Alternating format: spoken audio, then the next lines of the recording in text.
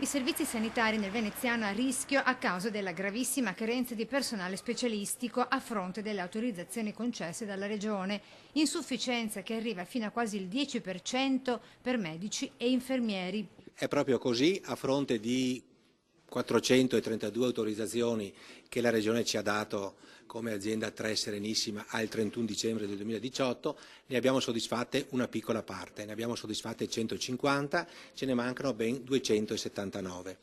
Di queste 279, 128 sono medici e 130 sono infermieri, quindi numeri importanti, numeri che ci preoccupano e che ci fanno, come dire, percorrere tutte quelle che sono le possibilità che la normativa ci dà per garantire i servizi. Però il problema c'è ed è molto grave. Situazione che potrebbe aggravarsi anche per i prepensionamenti dovuti alla cosiddetta quota 100. Noi abbiamo fatto una prima stima per capire quanto potrebbe essere il personale interessato, abbiamo fatto una stima di 200 persone che hanno i requisiti in questo momento per accedere a quota 100. Poi dovremo vedere quante di queste 200 persone effettivamente usufruiranno di questa possibilità.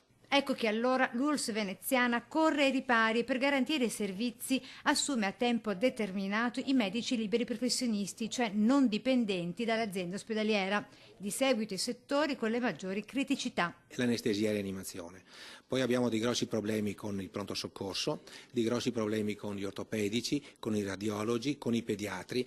Direi quasi tutte le specialità hanno difficoltà, ma in particolare queste. Azienda ospedaliera che auspica presto nell'attuazione dell'autonomia del Veneto per un miglior reclutamento della procedura concorsuale e della formazione dei medici, solo per citare alcuni dei punti normativi da modificare. L'autonomia potrebbe darci una mano in questo senso, sviluppando dei percorsi che ci consentono una maggior flessibilità nelle assunzioni e quindi nel garantire i servizi.